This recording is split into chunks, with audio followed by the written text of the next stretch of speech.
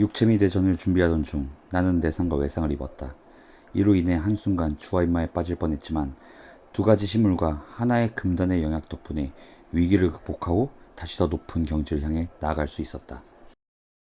육체미 대전을 앞두고 무리하게 하반신 외공을 단련한 것이 화근이었다. 단련이 끝난 뒤부터 하반신의 운기가 제대로 돌지 않았고 한쪽 다리에 기혈이 막힌 듯 무겁고 부어오르기 시작했다. 대퇴사두근을 펼쳐 상대에게 위압감을 주어야 하는데 다리의 힘이 제대로 전달되지 않아 원활한 각법조차 펼칠 수 없었다. 오랜 수련으로 단련된 육체라 자부했지만 내상은 생각보다 깊었다. 자칫 잘못하면 육체미 대전을 앞두고 수련 자체를 중단해야 할 수도 있었다. 그러던 중 누군가의 추천으로 두 가지 식물과 하나의 금단의 영약을 알게 되었다. 상처받은 나의 육체와 영혼을 회복시키고 주와 인마로 떨어지는 대신 더 강해질 수 있는 계기가 되어준 물건들이었다. 첫 번째 식물은 생목인들이 많이 거주하는 세외 무림에서 건너온 물건이다. 차가운 기운을 다루는 것을 보아 아마 북해 민궁에서 만들어진 식물이 아닐까 생각한다. 그 이름은 노마텍 하이퍼 아이스 프리미어 공기압 마사지기. 하이퍼 아이스라는 이름은 아마도 극한의 냉기를 뜻하는 것 같다. 사용 방법은 독특하다. 커다란 장화를 신듯 양다리에 착용하고 여다지를 단단히 잠근 뒤 식물에 부착된 장치를 가동한다. 그러면 식물이 스스로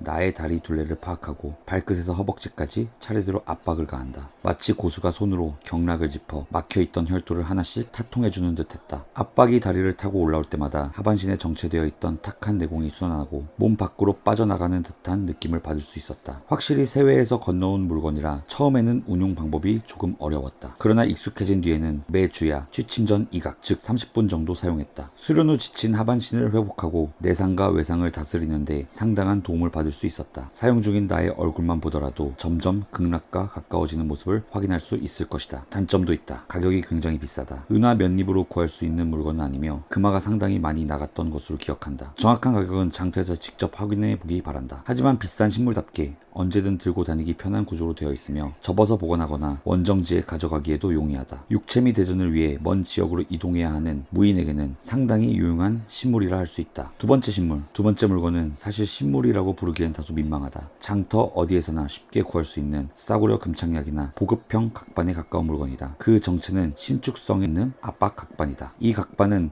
공력을 직접 증가시키거나 내공을 폭발적으로 끌어올려주는 물건은 아니다. 대신 외상을 입은 부위를 보호하고 추가적인 외상을 방지하는 데 도움을 준다. 첫 번째 식물이 한 곳에 머무르며 회복에 모든 공력을 집중하는 물건이라면 이 각반은 기동력을 유지하면서 일상생활과 가벼운 수련 중에도 하반신의 운기가 끊기지 않도록 도와주는 물건이다. 나는 이 각반을 착용한 상태로 몸에 부담이 가지 않는 범위에서 가벼운 외공 단련을 이어갔다. 무리하게 강한 수련을 진행한 것은 아니다. 부상 부위를 보호하면서 조금씩 관절을 움직이고 근육을 사용해 기혈이 완전히 막히지 않도록 한 것이다. 누누이 강조하지만 이 각반은 공격을 위한 물건이 아니다. 착용한다고 강력이 강해지거나 상대방에게 더 큰 피해를 줄 수 있는 것은 아니다. 오히려 다리를 보호하고 다시 수련할 수 있도록 돕는 방어형 보조식물에 가깝다. 세 번째, 금단의 영약. 마지막은 금단의 영약이다. 이 영약 역시 세외 무림에서 많은 무인들이 사용하는 것으로 알려져 있다. 이름부터 상당히 특이하지만 정확한 이름은 공개할 수 없다. 다만 가품이 아닌 진품을 사용한다면 몸에서 분명한 반응이 나타난다. 복용 후 심박수가 올라가고 얼굴은 마치 술에 취한 사람처럼 붉어진다. 온몸에 뜨거운 기운이 퍼져나간다. 마치 강한 화기를 이용해 막혀있던 혈도를 강제로 열어젖히는 듯했다. 몸속에 쌓여있던 탁기가 빠져나가고 전신의 기혈이 순환하는 듯한 체감을 받았다. 그날 밤에는 평소보다 깊이 잠들 수 있었고 수련으로 지쳐있던 몸이 조금은 가벼워진 듯했다. 물론 이 영약은 정파의 무인들이 사용하는 평범한 보약이 아니다. 아마 알만한 사람들은 이미 알고 있을 것이라 생각한다. 두 가지 식물과 하나의 금단의 영약을 통해 나는 내상과 외상을 조금씩 극복할 수 있었다. 하지만 식물과